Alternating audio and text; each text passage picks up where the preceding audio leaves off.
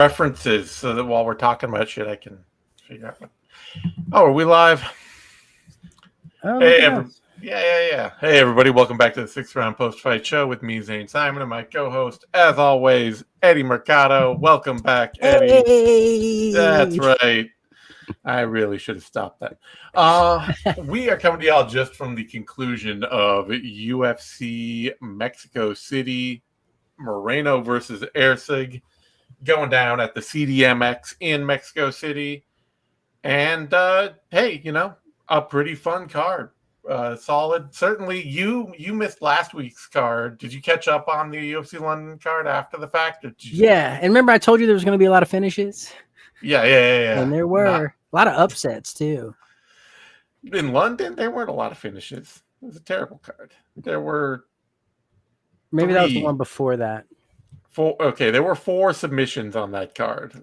There were a lot of upsets on that one. There were a lot of finishes on the one before that. Yeah. But no, Edwards Brady was a terrible card. You were lucky to miss it. This was a lot of fun, though. Yeah, as it should be, right? You're in Mexico. You better have some fun scraps. I know a lot of people didn't really care for the main event. A lot of people were kind of, the stadium were booing them, Mm-hmm. But the first 2 rounds were fire. I was like, oh, shit, we're in for a fucking war. But and then the tempo just changed, and then it was kind of just, it got sticky. Yeah, the thing is, and I kind of talked about this a little. Wait, that's right. The show didn't go out this week. The main card, Vivi. But Erceg, he really got set up by having a great fight with Alexandre Pantoja that didn't really make sense for him to get that fight at the time. He was coming off a win over Matt Schnell to get the title fight. And then he did really well. And now, the UFC's like, oh, great, you did great in that title fight. You must be ready for every other high-level top contender in the division, right? And he's just not. He's not ready. His game is still an inexperienced game. He's got a technical jab. He's a technical counterpuncher. He can do some things really well, but it's undercooked and it's not consistent round to round. He doesn't know how to pick momentum back up when he starts to lose it. He doesn't know when he should make, what decisions he should make at crucial moments, when it's, he's got to do something to steer the fight or how and things like that. And now, he went from having a very close loss to Alexandre Pantoja to now being on a 3-fight losing skid.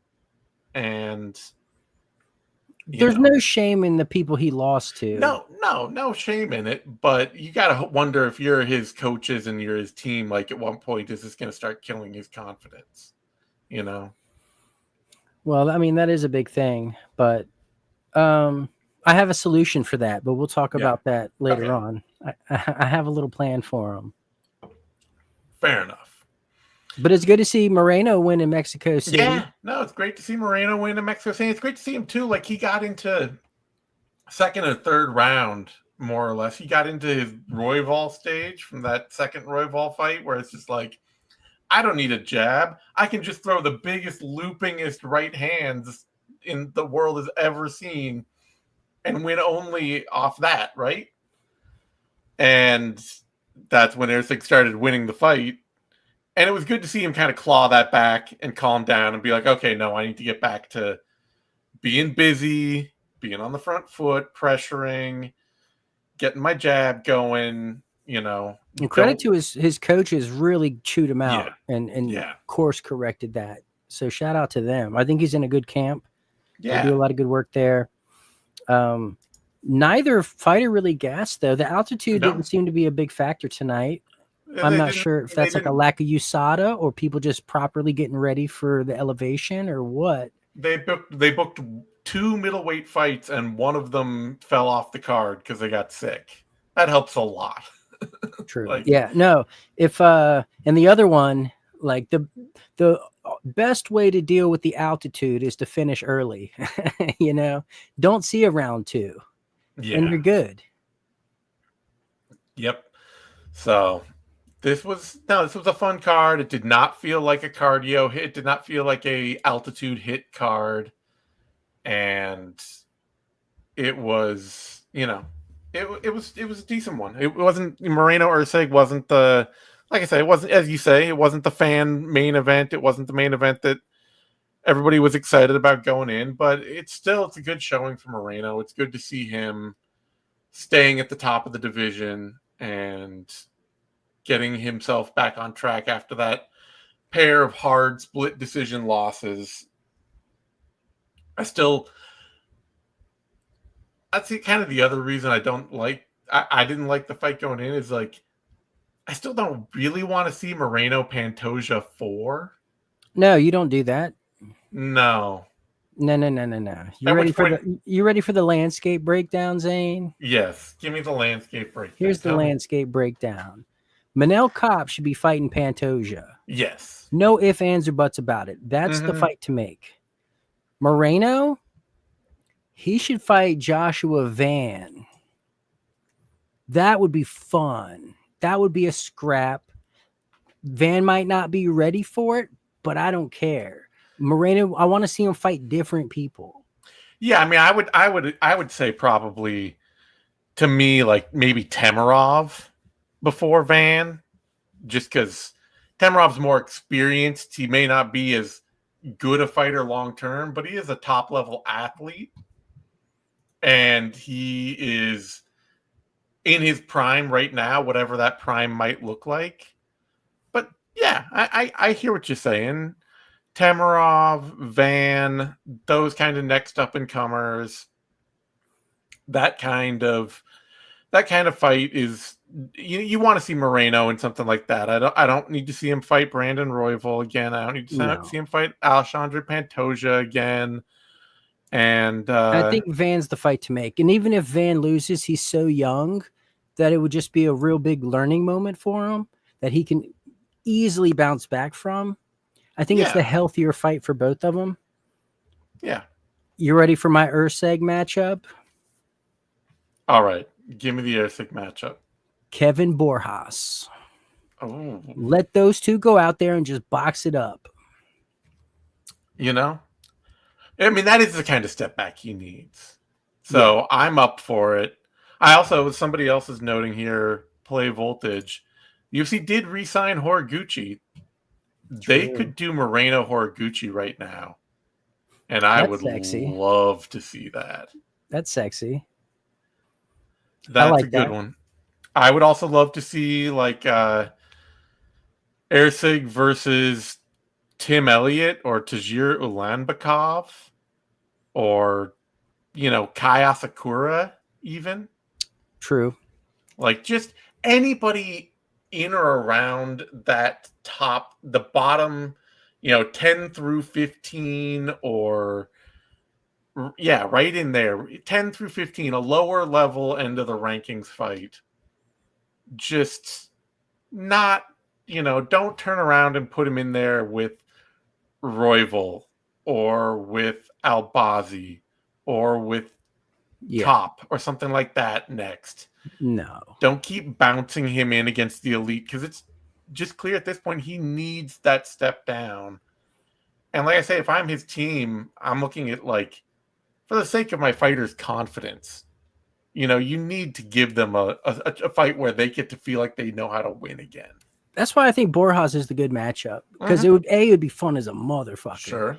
And B, like that's a win. Like it's a good litmus test. Like if you can't starch someone that doesn't belong at this level. Yeah. No. And I don't want to see someone just come out and try to wrestle Erceg. No. That's true. So yeah, I mean, I will say, for a fight that I didn't really want to happen for Erceg because I thought he would lose it and that it is just kind of a career momentum killer for him. At least it wasn't him getting finished. He had a good competitive 5-round fight with Moreno. Yeah. He wasn't lost in any round. He didn't seem like wasn't comfortable out there. Just couldn't find a way to win. He actually got dropped or rocked in the first round and then comes back and has an awesome second round. Yeah. So, So like, his chin is there. it's a good high level performance from him. It's just, you know, you got to worry with a fighter and with an athlete, if they're not winning, at what point do they start internalizing that? Like, To be fair, he was supposed to fight Almabayev and pulled out of that for this opportunity. yeah, which like I say, I get the fighter. If you're a fighter with the fighter mentality, I get any fighter who's just like, no, I'm going to take the harder, bigger fight. I want that. I think I can win it. Yeah, it's more reward if you do win. Yeah. You just want their manager to be looking and saying, yeah, but what actually should we be looking at, you know? And he's in a main event. I don't think that Almabayev fight was a main event. Yeah, I'm sure. If Almabayev Erceg was a main event, then the UFC should not have booked that main event. So I get it. It's just this really spells out that it's time for, hopefully even Erceg can be convinced as the fighter himself, like, it's time for you to take a step back, fight somebody further down the division. And for Moreno, just, you know, I want to see that Horiguchi fight. Somebody like Joshua Van would be fun, or Temerov. Just either a new up and comer like that, or, you know, like I say, I don't know. You could do Kai Asakura versus Brandon Moreno. You know, I'd also be up for that. And, Like, you know, Erceg got sparked out by Kai Kara France. But yeah, the Pantoja fight was close. This fight was really he's a good close. fighter. I'm not worried about him being a good fighter. It's just, but for himself, in terms of confidence, it's like, hey, you're hanging in there with the best in the world. Yeah, hopefully he can look at it like that. You know, you never know though. You don't want to hear fighter, because you hear a lot of fighters who are like, I lost and I just feel horrible now. You know, it's the fear of losing is the killer. Yeah. So, otherwise though, I thought Drew Dober had one last dose of chin left in him to get him through this fight. Like, he's been getting hurt a lot lately, so I know that it's like he's getting low on the supply. The chin supply is at an all-time low. It's a big chin. He was gifted with more chin than he knew what to do with, no question. But that nagging, like that Matt Frivola fight was nagging at me in the back of my head. Yeah. Like, this could happen again. I don't think it's going to be Manuel Torres, but Manuel Torres is a hitter, so it could be Manuel Torres. Man, I picked Dober too. You picked Dober, I'm assuming. Yeah, I did. My thought was Dober trains at elevation. Torres is a one-round fighter. If it goes past the second, Torres is in trouble. Yeah, and these sure, it didn't carry him past Matt Frivola, but it carried him past into late rounds with John Silva and a doctor stoppage. He ate bombs in that fight, you know? No, he did fantastic in the fight. Yeah. Dober did. So I was like, okay, I'll trust it. But nah, he got crushed. He got crushed, and then he got hit in the back of the head about 10 times. And at least 2 or 3 of those were. The others were on the ear, but 2 or 3 of them were just like... It was a good stoppage. It was a needed stoppage. Some people were like, oh, he wasn't out. No. Dober is going to be asking his team when they're supposed to show up at the arena for the next month. No, it could have been stopped sooner. Yeah. That is the kind of stoppage where he is going to have that fight. He's going to be pulling scenes from that fight randomly and not knowing where it came from. I didn't fight that guy, did I? That fight's next week, right? Yeah. For a while. He was out and he had no clue how hurt he was. He's up there stumbling around, trying to march forward and re-engage with the fight while the ref is holding him and being like, this is over. And he's still trying to walk towards Torres with his hands up. And I admire that fighting spirit. Sure. But that is just further evidence that fight was done. Yes. Yeah. No, he was done. So Bless his heart. I love Drew Dober. I know, but might be the wars of catching up with him. It Hate is. to say it. It's the fight game. It is. Time is undefeated, and he has been living as a brawler for years and years and years now. So Maybe he's passing the torch in this one. yeah. Torres can be that guy, but man, he's so lethal. Yeah. Torres is so fucking lethal, and I He love is- it. He's a killer. He throws both hands at once. He has his chin up. He leads with his face. There's a whole bunch of stuff in his game where I'm like, he's gonna get knocked out a bunch of times. No, he fights like a middleweight. Yeah, but he is a killer. Like, he sells out on everything he does 100%. So No, I'm here for it. I Yeah. enjoy it. ton Yeah, of fun. I can't wait to see him fight again. Yeah, let's see. Is there a Oh, there's a perfect fight for him. who you got? Who you got? Mauricio Rufy. Yeah, I knew it. Look at this. Somebody even else. Rufy, Saint Denis, Joel Alvarez. Yeah, those are all great. Rufy's your boy. I can absolutely see doing that. That would be a banger. And I don't even know how it would go. Yeah, I'd probably pick Rufy in it, but I wouldn't be surprised if he got slept. yeah. The man is in car crashes. Torres, just car crashes. Must I mean, TV. Car crashes 1 round. Terrence McKinney's coming off a win. Oh, that's. Didn't you say you didn't want to see him fight again? Yeah, but he's still doing it. So as long as he's doing it, I might as man, well be cruel about it. That's cruel, Zane. That is cruel. That's cruel and unusual punishment. I'd watch it. Yeah, feel a little bad about it, but I think Torres is in a position to with a couple more of these, and he's right there in the rankings. yeah, he might be, man. I'm like, that fight he had against Bahamondes. against Bahamondes. That's the kind of fight that I keep expecting that to happen to him in basically every fight because of the way he fights, how reckless he is. Yeah. But he's 4-1 in the UFC right now, and he is a killer every time. And the thing about being that kind of fighter is not only will the UFC want to put him in prominent positions, but like, he just got slept by Ignacio Bahamondes, and Drew Dober is still like, yeah, I totally want to fight this dude right now. Like, well, he had Bahamondes on his heels for a lot of that fight.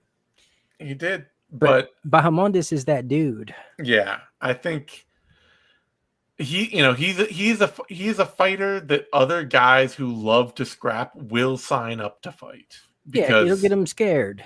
Not in a disrespectful way, but I'm getting out of fucking bed at 4:30 to go run sprints because I don't want to lose to this guy. He's dangerous.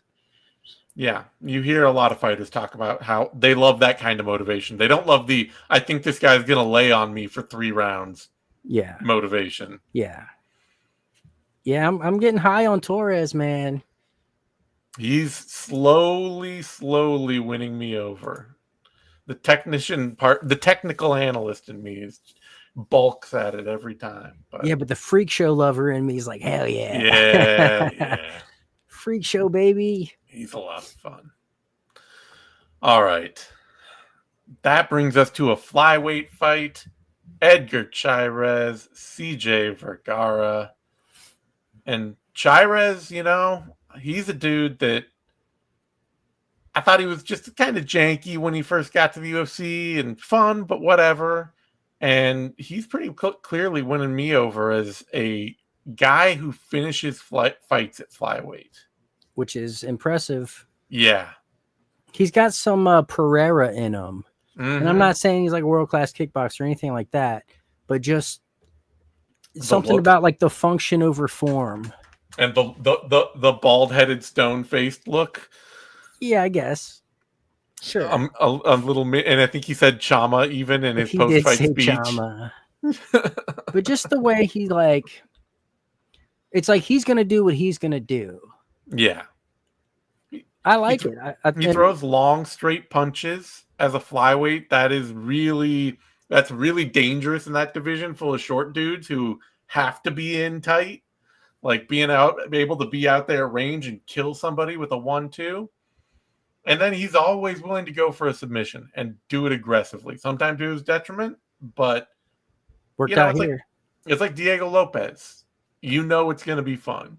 It might be messy. Yeah. It might go against his best interest, but it's going to be fun. And what I really liked here is when he knocked down Vergara, he didn't chase after him. So I didn't have to see Vergara turn heel and fucking sprint away. I didn't have to witness that. And I appreciate that. that he saved me from having to experience that in a fight. So I have a soft spot for CJ Vergara, but you're not wrong. Yeah, nothing bad to say about this man. No. That was a great fight for Chairez. And if Erceg isn't going to fight Boros next, he should. That would be a Chairez Boros would be great. Boros won me over. Like watching tape on him. Like I'm a massive, not massive, but like Boros, he's a technician. He's building the base of being a really slick technical fighter down the road. Very controlled, very consistent. He's got pop. Yep. Knows how to stay with what works. Love to see it. Yeah, we could definitely see maybe also like Chairez against Loner Kavanaugh, or Chairez against Andre Lima, or Chairez against Lima's good. Yeah. That might be the one. Those would be fun fights. Then you could also do Chairez against honestly,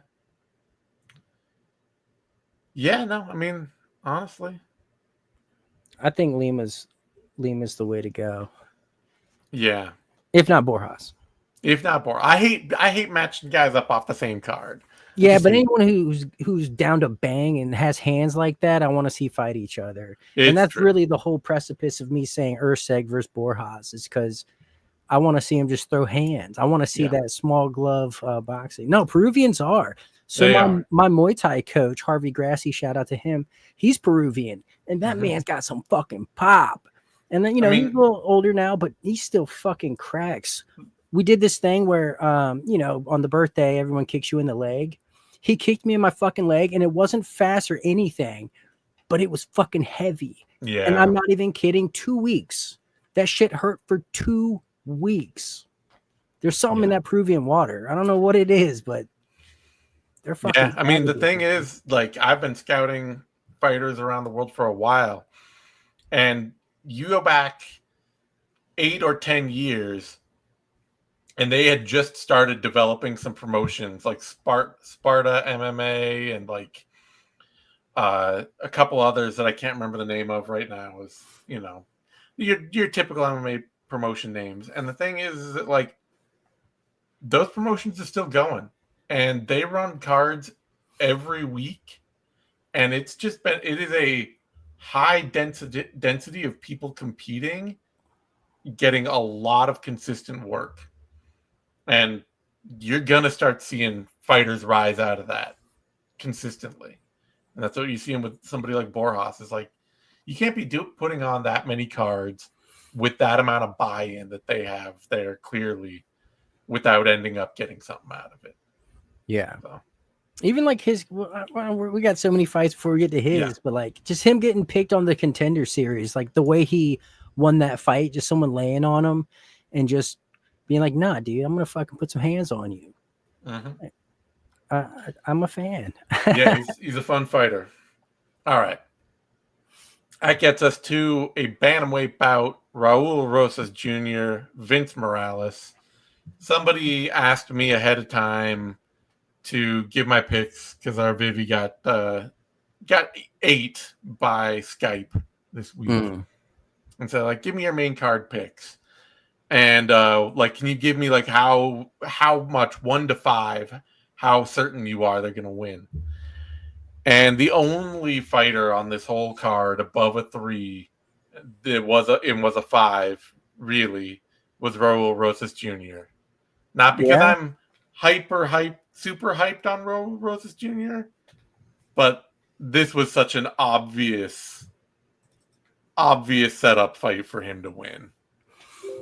I love Vince Morales as a fighter, but his game is full of holes and just absolutely made to get wrapped up and sucked into a grappling battle he's not going to win.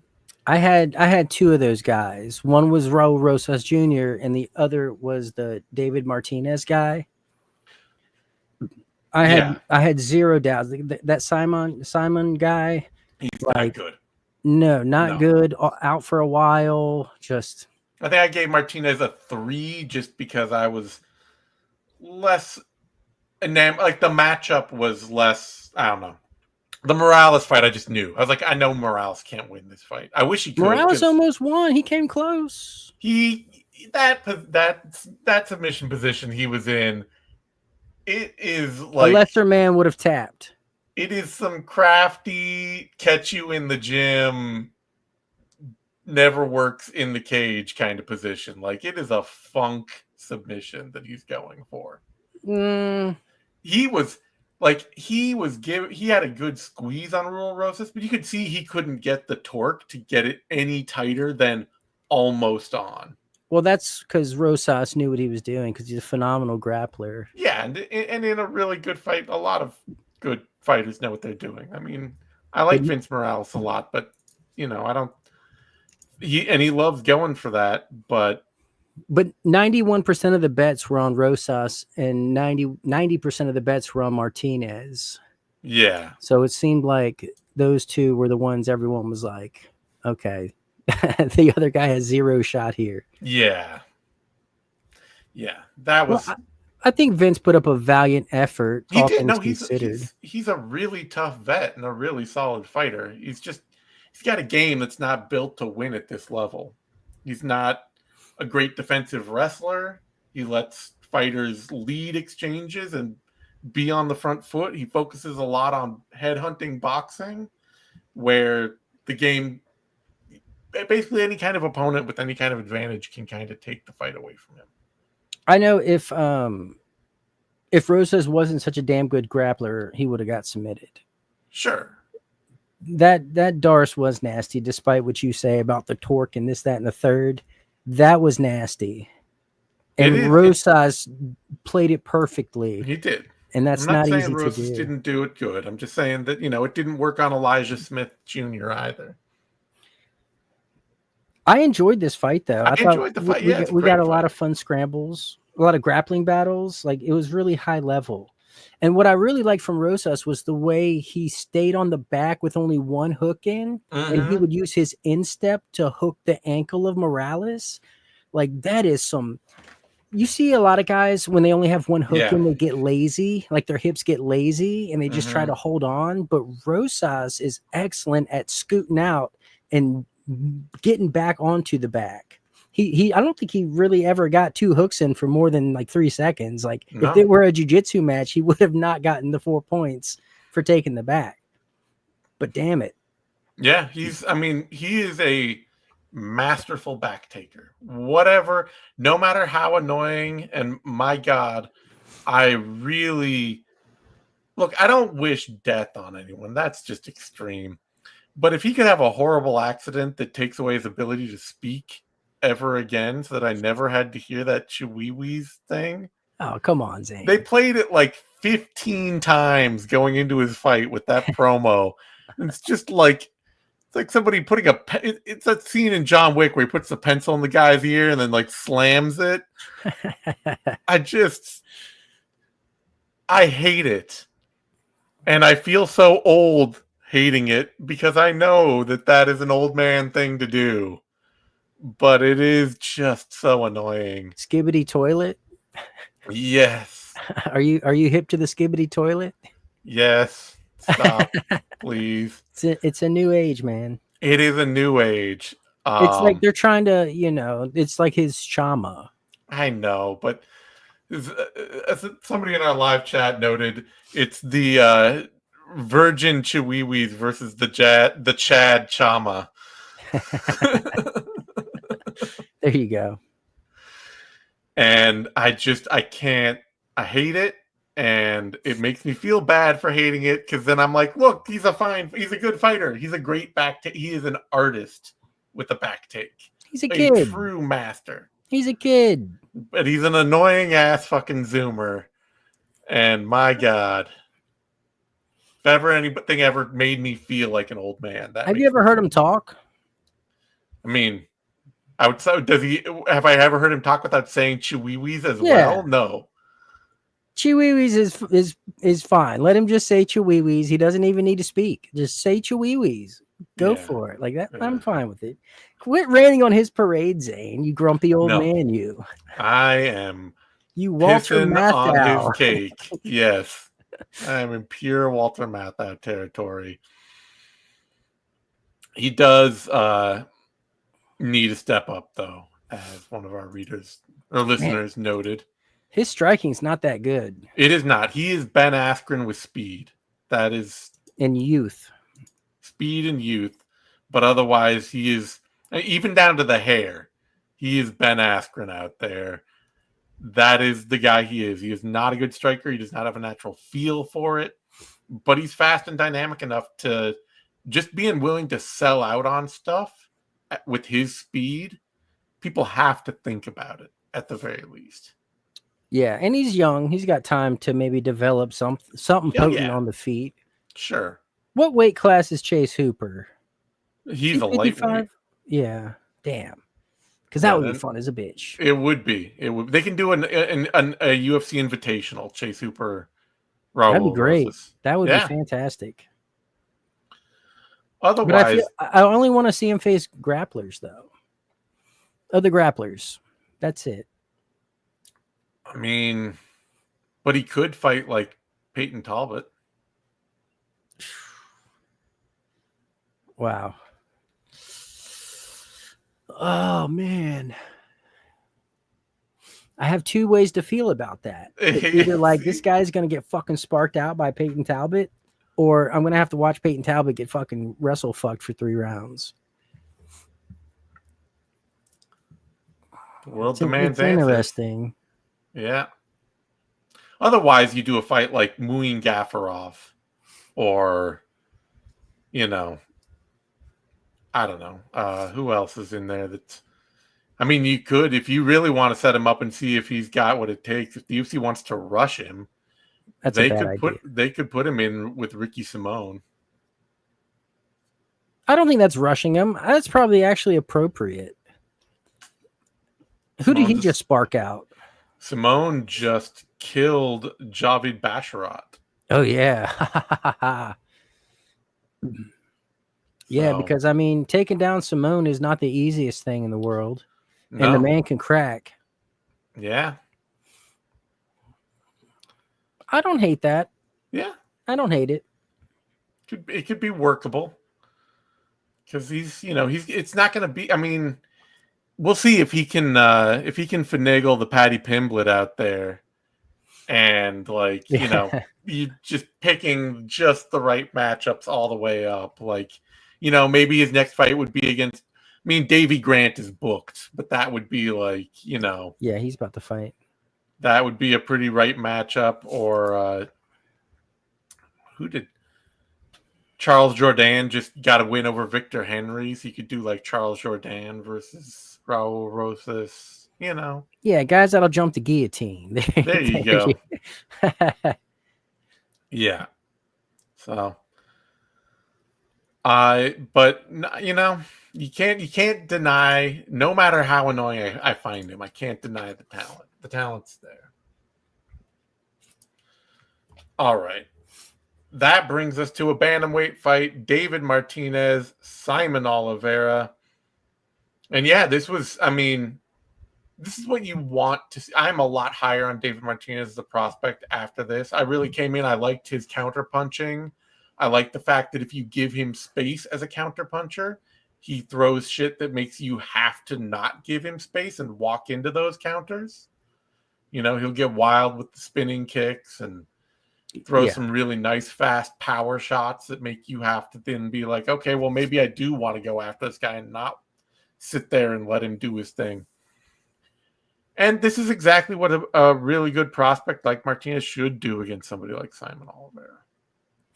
Yeah, absolutely. No, this was a flawless victory. Mm-hmm. And I got to be honest, watching tape on Martinez, I wasn't extremely high on him because that style doesn't really work in MMA anymore. Like, there's a lot of backpedaling, a lot of just feinting for no reason. Yeah, a lot of the trying current to float on volume the era, outside. a lot of guys can just come in and pour it on you if you're waiting for them. Yeah. But man, he fought so smart out there. Yeah. And isn't he a doctor or something? Yeah, he's an A surgeon. Orthopedic surgeon. Yeah, real smart. This was such a smart fight. He's making patients out there is what he's doing. Yeah, no shit.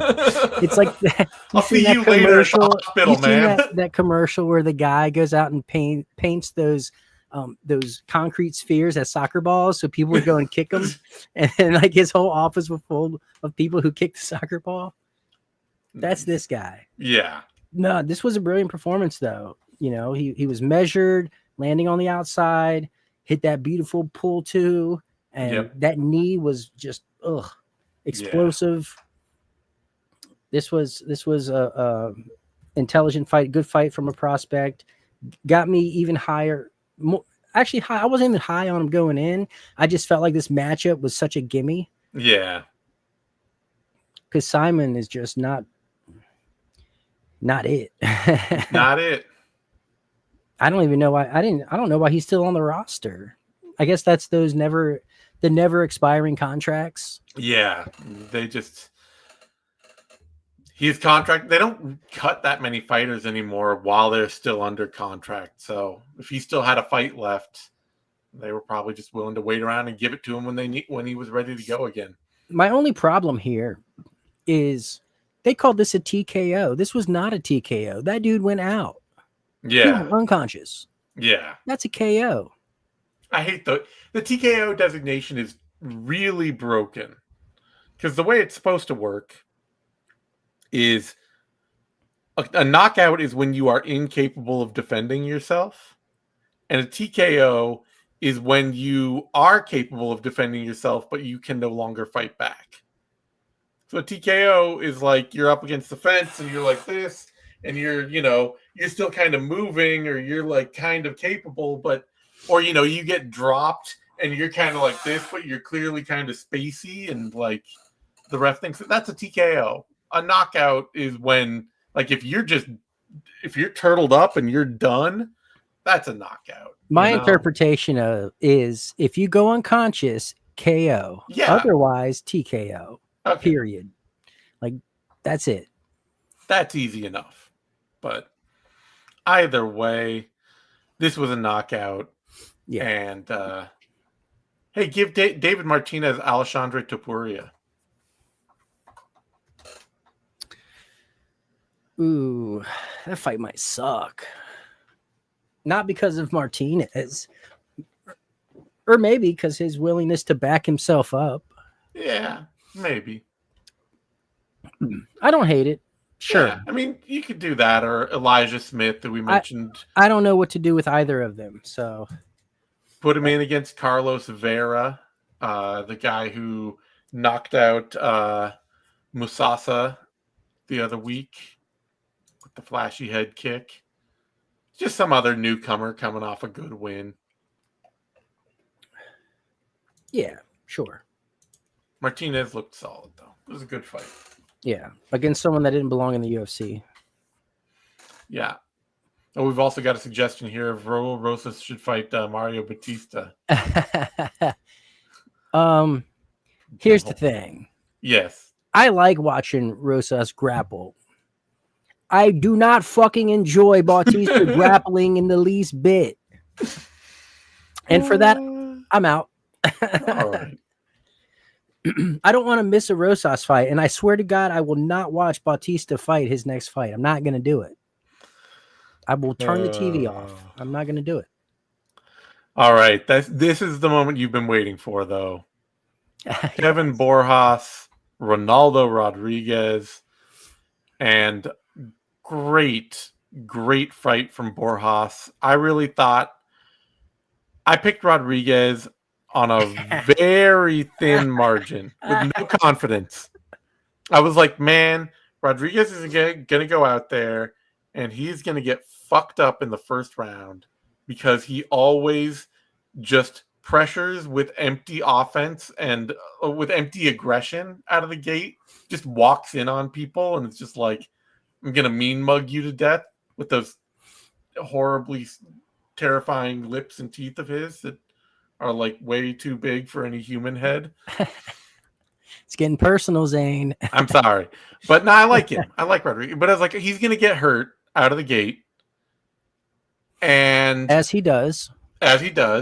And he will, at being the better athlete and the bigger hitter, he will probably find a way to adjust and rally back, especially since I've seen Boros fade. He's not the bigger hitter, but yeah. He's not the cleaner striker. I think he's not more the bigger powerful. hitter, period.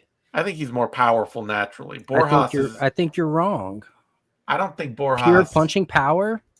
I think Boros is clean, and I think Rodriguez walks into stuff all the time. But I don't think that Boros is actually a really powerful striker. Boros, you're tripping. Boros has pop. He's got pop. Well, I picked Boros here. That's fair. And I'll tell you why. So at first I was like, kind of like, oh, the UFC is really pushing this Rodriguez kid. You know, he's finding these he's using his scrambles to get himself out of trouble. Like he's well-rounded. He's got a good chin. But then I started watching tape on Boros, and I was like, damn, this motherfucker can bang. He can get taken down, but he will try to get up. He will try his damnedest to get back to his feet, and he will bang. And Boros doesn't check kicks, although he did tonight. So that was a good step up. So I was like, man, maybe he's going to be in danger. But then as I'm watching tape on Rodriguez, it's like, well, Rodriguez, although he can scramble, not a dedicated wrestler. He's an unstructured mess. Not a dedicated calf kicker. No. And he's not dedicated to being defensively responsible. Oh, no. God, no. And for that, I was like, I can't pick him here. He's going to get tagged up. He's a good adjuster, and he's good at staying aggressive and, you know, just staying really after people and trying to let his athleticism do the work. But he is really, every part of his game is unstructured and messy. So I don't think he's as good as people want him to be. He's certainly not as good as having like Julio Cesar Chavez walking out with him and all that kind of stuff. No, he's like, he came out throwing fucking wheel kicks and shit. Like, bro, I was so happy to see that too, because I was like, oh yeah, you're getting murked. No, I knew I knew even picking him that he was going to get fucked up. And he missed weight. Oh yeah, I missed that. People who miss weight this far, 1 in 6. Yeah, it's not a good year. Chitty's the only one that missed weight and won. So, and the Nina drama curse. Oh God, that is a true curse. So everything was just pointing to Boros getting this upset here. We've already matched Boros up 10 different ways. Let's see. But it's only against guys who will stand and bang with them. Fair enough. Yeah. I don't want to see anyone wrestling this guy. Talked about Chairez. You could also do Erceg. Sure. Andre Lima. You could do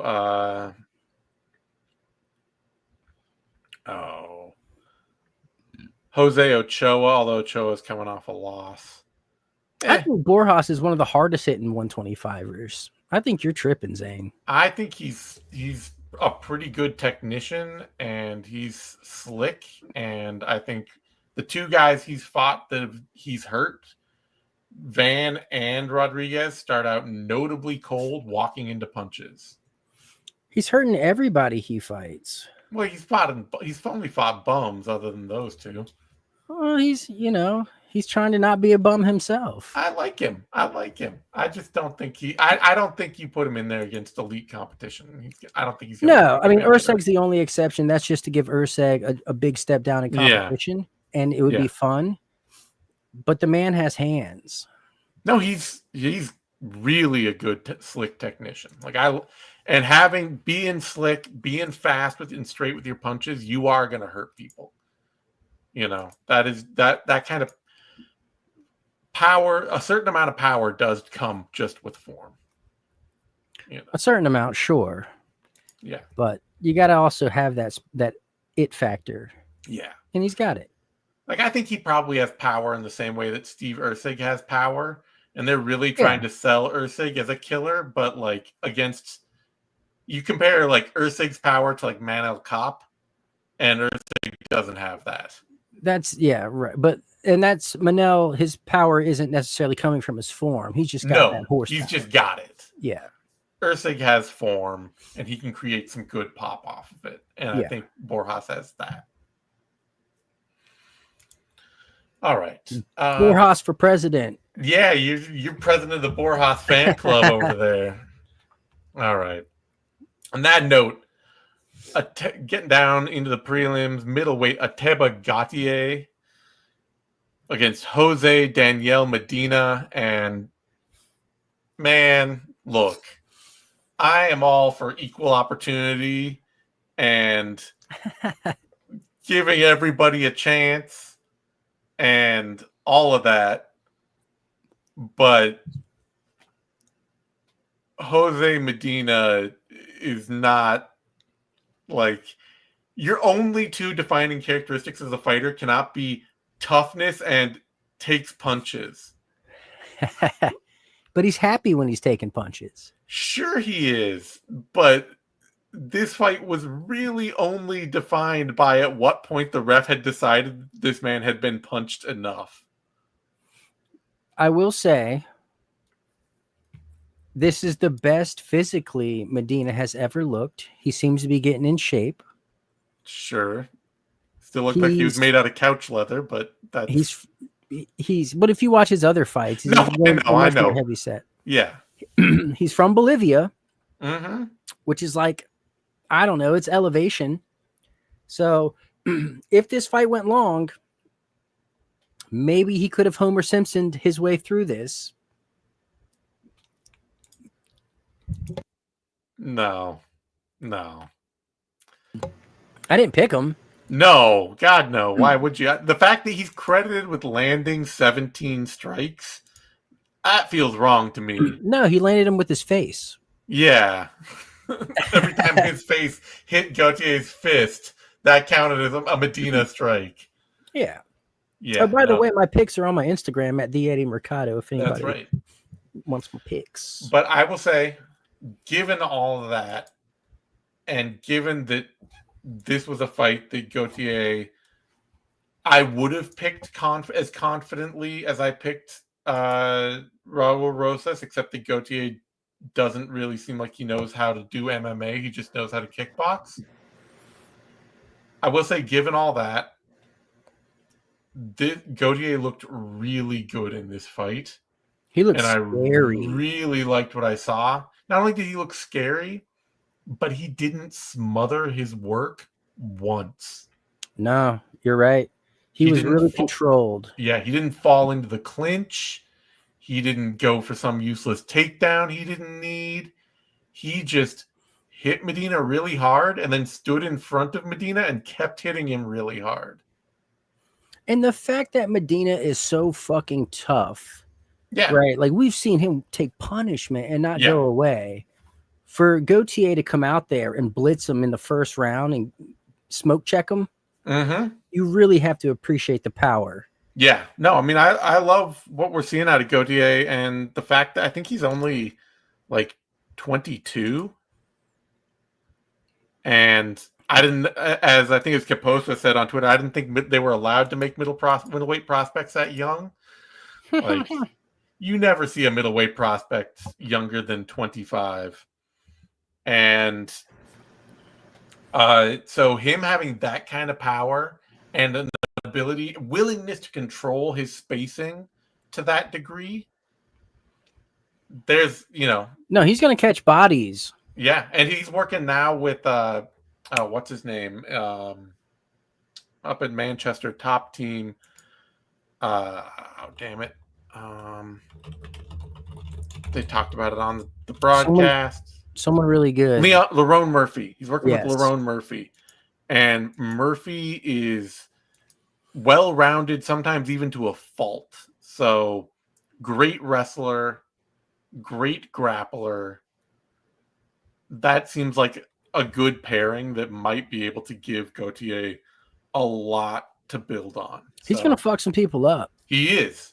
I mean, even if he learns nothing else in the middleweight division, they could give him 10 dudes that will only stand and bang with him. Like, you put him in there with Shara Bullet, what happens? I don't know. I want to see it. Because Shara Bullet's not taking him down. Right. Yeah. Maybe he loses horribly, but see, given that, there's got to be. Let's catch some bodies first, right? Let's do like some Ozzy Diaz or some like Cody Brundage or people to that effect. Ozzy Diaz would be a great call. That is a perfect call. Diaz is very much a brawler, also not a great athlete. Also just, willing to go out and have a scrap with somebody. So Bruno Ferreira would be fun too. Bruno Ferreira would be a lot of fun too. Yeah. Guys like that. Yeah. Any of those kind of guys. Not Reiner de Ritter. Well, luckily he's fighting Bo Nickel. Could do, though. Mansour Abdul Malik. Sure. Violence. That would be a terrifying fight. Yeah, I'm here for it. So. No, this is someone to definitely keep an eye on. If things keep going the way they're going, he'll be in contention before we know it. Yep. A true powerhouse and a young prospect with a lot of growing to do. Love to see. Who's surrounding himself with talent. Yeah. Seems like he's in a good camp that's really done a great job turning another very good athlete who came to combat sports pretty late into a very good, well-rounded fighter. All right. That brings us to a result I kind of saw coming. I didn't pick. I picked C-Rod. I picked him too. I'm a C-Rod fan. I like his game. But the big thing we talked about on the Vivi that has been true and it just remains really true is that his game is much better designed to beat prospects than veterans. Like, he's in this kind of weird midpoint where he's not actually that great an athlete. And well, he also moved up in weight, and I think that's a big part of that. But he's been beating featherweight prospects too. Yeah, I know, but like he looks small out there. He did. But that's his own problem because he can't keep his diet together enough to make bantamweight. Like, there are other bantamweights that are bigger than him, But he is not being a great athlete doesn't become as big a problem with prospects because they make a lot of mistakes where you can take advantage. You can be like, oh, I hit this trip that you didn't expect. Now you're on your back and you don't know what to do here that well, so I can control you. Veterans that he's consistently lost to, he gets to those positions and they're like, oh, well, yeah, but I know what to do here. And then suddenly the fact that he's not that fast or that strong becomes a huge problem. Yeah. And he was still hitting those trips, though. Oh, yeah, he's still hitting it. He's still got a lot of little slick moves he does. The kind of stuff that makes him absolute nightmare fuel for inexperienced fighters. It's still right there. And by the end of this fight, he had found his groove and he was beating Costa's ass. Yeah. but he, there's just a real stumbling block for him where he is a really good prospect killer, and then the level of veteran that he can flame out against still. I mean, yeah, I know, I'm seeing in here Milky Costa is sneaky good. He's really tough, and he will fight hard as hell everywhere, and he's crafty. But, like, it's been, Milky Costa and Julian Arosa and Jonathan Pierce, and they're all solid veteran fighters, but they're also veterans that lose a lot. And it's a level that he just, Pierce really isn't a veteran like that. Sure, he was more experienced than Rodriguez at the time. And at this point, he's got 21 fights to him. Like, they're just more experienced fighters. And Rodriguez, his game isn't very well suited to beating experienced fighters. And I think it's his offense needs a lot of work. His striking, I should say, needs a lot of work. Yeah, he's definitely not nearly as comfortable striker as he is a grappler. Because, like, if he would have done just a little bit of damage in the first round, he probably would have won this fight. Mm-hmm. He had positions, he had the darce, but he wasn't doing much damage with his when he was getting into good positions until the very end. Yeah. So, and when you're grapple heavy and not striking, it doesn't take much volume to overtake that. Well, this will keep C-Rod in that terrible, unenviable position of getting all of the best prospects thrown at him in the future and slamming the door on all of them. So, if this was one of his, another chance to get over the hump and become not the guy that fights debuting, super prospects. I mean, I like him fighting the prospects. It is fun. He's really good at it, but it might take a little while for him to put together a game that really works against more experienced competition. He could fight William Gomez. Sure. Yeah. And let Costa fight Hyder Emil. Oh, God. That'd be a war. Right? That'd be a banger. Yeah. I like that Hyder Emil idea. Let me see. Is Emil booked right now? Nah, he just beat Gomez. Yeah. There you go. Of course. Or, of course, you could also do, well, I mean, he's probably on to bigger things, but you could also do Milky Costa against Chepe. Yeah. Yeah, buddy. That'd be a war. Yeah. I'm here for that. A lot of fun. There are tons. I mean, for a guy like Milky Costa, there's just a ton of fun fighters out there for him. He's so hard to beat. He's just tough to beat. He's one of those guys that's just a tough out. He's always scrappy everywhere the fight can go, and technical enough that you really have to be prepared to not just get him there, but beat him there. Getting him on his back isn't a guarantee you're just gonna outwork him. All right. That brings us to a women's strawweight bout. Lupi Godinez, Julia Pastri, and okay, here's the question. Do you think that Godinez falling apart in round 3 was just because she had to take a dump? I mean, it could definitely be part of it. I think another part of it is, I would say, the weakest area of Lupi's game is her stand-up. Yeah. And it looked sharp out of the gate, but as you fatigue, that you kind of revert back to how you are. And I think Pastri is a fucking beast. She went full Terminator out there. Like, she'll eat the shots and just come at you. She throws with killer intent.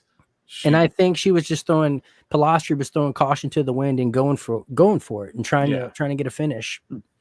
And I think Loopy, they're at elevation. It's tiring to have all that control and all them takedowns and power bombs. And I did love seeing her stick with her A game though, because she's a fighter who is really apt to getting caught up in a boxing match that she's not that well suited for, like she did in the third round. And so it was good to see her in the first 2 rounds just being like, nope, I can take you down at will. I am taking you down at will. I don't need to try to do something else. Pastri's got some grappling too. She was throwing up some stuff. And in the second round, it was one of the coolest things in the fight. Well, next to the power bomb, of course, in the third round altogether. But Loopy was struggling in the full guard, right? So she just stands up and is like, get up. And she lets her up just to take her right back down. Like, right into side control. That was exactly. Great. So it's like, how am I going to pass the guard here? I know. I'll fucking just let her up, take her down, and land in side control. Yeah, that was actually great. Otherwise, Loopy, go watch some old Tito Ortiz tape.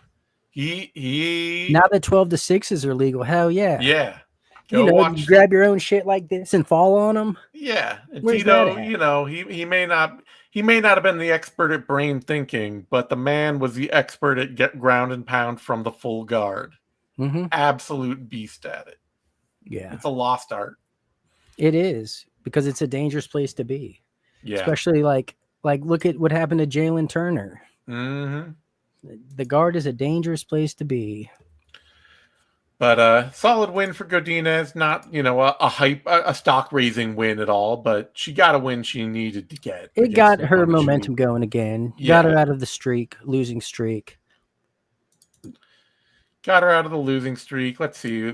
Rankings, she's probably in them. Should probably face somebody in the... Yeah, she's number 11. She can fight like Yasmin Lucindo or something, even though she's coming off a loss. Who cares? Yeah, Yasmin Lucindo or Marina Rodriguez. Rodriguez is booked. Or... she's fought a lot of the people around her. Yeah. Well, you know who she hasn't fought, though? Who's that? Angela Hill. Yes, she has. No, she hasn't. Yes, she has. Has she? Yeah. No. Oh, yes, she did. You're right. Angela Hill beat her. Then never mind. Okay. I was going crazy. There's also Luana Pinheiro against Tisha Pennington coming up, and the winner of that could face Godinez too. So, Tisha Pennington still fighting? She is. Okay. Yeah, she beat Carla Esparza back in October of last year. Well, that's right. She retired her. Yep. All right. That brings us to a lightweight bout. Rafa Garcia, Vince Pichel. And good, good on Pichel for finding his way into a second round sort of momentum stealing moment. The eye poke. Yes, the eye poke. But otherwise this fight just went about like I expected, which is just that Rafa Garcia, he puts out a little more pace, he stays on the front foot, and Pichel in his agedness, and I can say this is one of the only fighters that's older than me out there. Yeah, 42 at altitude. I think that was a valiant effort from Pichel. Shout out to him. 30-27 is crazy, by the way. It is, although I will say the kind of volume he was throwing in round 2, which he clearly should have won, but it is the lowest scoring version of striking that any judge is likely to credit. When you're on the back foot and poking and prodding and targeting the legs and the body, you are increasingly unlikely to win decisions with that kind of performance. Yeah. But 30-27 is nuts. That's nuts. Sure. But, man, you got to credit Garcia for digging deep because he was sucking wind in the second round. He was sucking wind, and his coaches got on him, and they told him to get his ass out there, and he started really stepping into the pocket with force, and he took this fight back. Yeah. So it's good on him. Good performance. I don't really care who he fights next. He's no. Rafa Garcia. No. And that brings us to a featherweight bout. Jamal Emers, Gabriel Miranda. And I love to see this because I am one of the very small number of Jamal Emers believers out there that when everything is clicking right for him, he is an extremely good fighter. And Gabriel Miranda is a one weird trick to live or die kind of fighter. So it was good to see Emers almost get caught in Miranda's back take magic. And then He just didn't go out almost get caught. That was like a funky side arm triangle that only works in practice against non-fighters. Like that shit. Like I feel like what Miranda did is what you were trying to accuse Morales did. Morales. Yeah. Oh yeah, Morales. Yeah. Yeah, Morales had a legitimate sub. He was going for the Peruvian neckties and Darces. They were close. This was dude just gassing himself out at altitude. Yeah. That's all this was. But Emers, he tuned him up. And I love to see it. This was a clean knockout. Everything he was throwing was like and once again credited with the TKO. Like, what do you got to do to get a knockout in this town? Yeah, I don't know. And it's like there's not even like a prop bet where it's like knockout or technical knockout, like pick one. Like they're constituted as the same. So it's not even like a gambling thing. Bad. It's just bad officiating and recording. I don't understand. Like, who's in charge of that decision, actually? It's the I think it would be the official representative of the commission. So who the fuck is that? Like, I need a title. Like, who is this? Because it's not the judges, and it's not the referee, not the judges, right? It's not the referee. No, you usually have another official there as like the ringside official who represents the commission and records. Yeah, we need to start paying attention to this person. We need to bring some light to that or I need to start doing it. Like I'll be the guy from home. I'll just text someone. That was a technical submission. That was a knockout. Yeah, I just don't understand the error. Like, it's 2025. How are we fucking this up? Yeah, I don't get it either. But good win for Emers, and I don't know, find another fun veteran fighter for him to face. Somebody like I don't know, Sadiq Youssef or something. Does he even still fight? I don't think so. Maybe that's a bad idea. For him since that Barbosa loss. Yeah. Muhammad Naimov. There we go. That'd be fun. Or what about Steve Garcia? Sure. He needs a fight. Yeah. I would worry about Emers and his tendency to overswing and put him in danger of being countered, but it would just be two dudes that will throw hammers at each other recklessly. So, yeah, that would be fun. That'd be fun. All right. That brings us to a lightweight bout. Markel Medeiros, Austin Hubbard. And I'm glad to see Medeiros win this because Hubbard's style bugs me. And, Medeiros is doing the new school Tony, the Tony 2.0, T-Ferg 2.0 thing out there. And I actually enjoy that. Like, just step into the pocket, create crazy exchanges, throw, he's doing all the like hand parry slip and like trying to do crazy Wing Chun kind of stuff. And it's fun. It's a little goofy. He almost lost this fight. He did. He's a young fighter doing a style that requires a lot of reads right in the pocket and putting yourself in position to get hit a lot. It is not an easy way to fight. And, I'm glad he didn't lose it. He almost lost a couple different ways on the scorecard. Yeah. Then he almost got submitted there in the second round. But Hubbard found a way to lose this. Yes. He like got his takedown in the third. Like all he had to do was ride it out. Mhm. But it is what it is. All right. As a wrap up, we got Alan thinking positively asking, how do you guys feel about Molly McCann and Anthony Shevchenko retiring? I don't. That's my answer. I think Shevchenko retiring is awesome because she's a pilot. So Yeah, she's there you flying go. the friendly skies. And that's great when people can exit fighting and do Yes. something cool like that and something fulfilling for themselves and, something where they're not getting punched in the face and still making a great living. More power to her. Molly McCann, salute to her. She gave us a couple cool spinning back fist or spinning elbow attacks. Never the greatest, but She's she got was a good she's for got a some pretty fun. big fan base locally. I would assume she could probably start either run her own school or start a restaurant or something. Like she's got the Subway experience.